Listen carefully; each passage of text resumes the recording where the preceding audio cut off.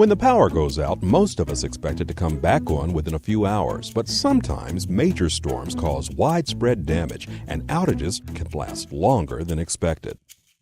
The good news is that your electric co-op's line crews work long, hard hours to restore service safely to the greatest number of members. That's you in the shortest time possible. Ever wonder how they do it?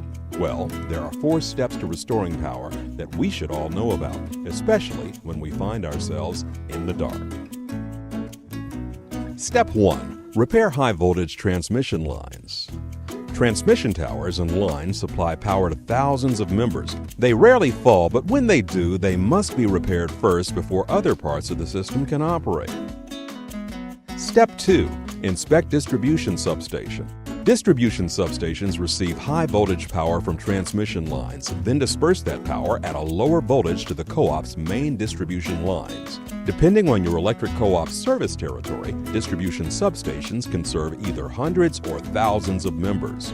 When a major power outage occurs, the co-op's line crews inspect the substation to determine if the problem stems from the transmission lines feeding into the substation itself, or if the problem is further down the line.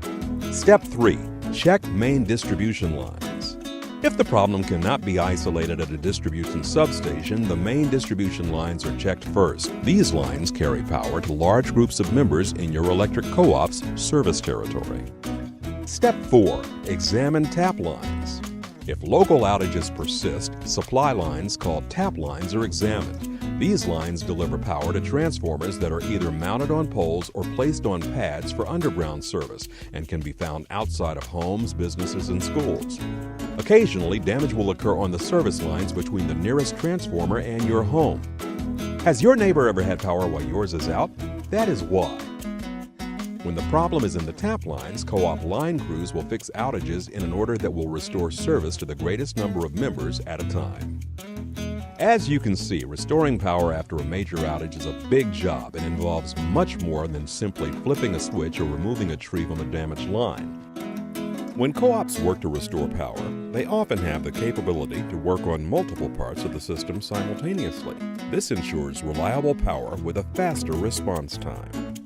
In the event of an outage, your local line crews will restore power safely to the greatest number of members in the shortest time possible, and we'll keep working until the lights are back on. As always, we appreciate your patience and your business.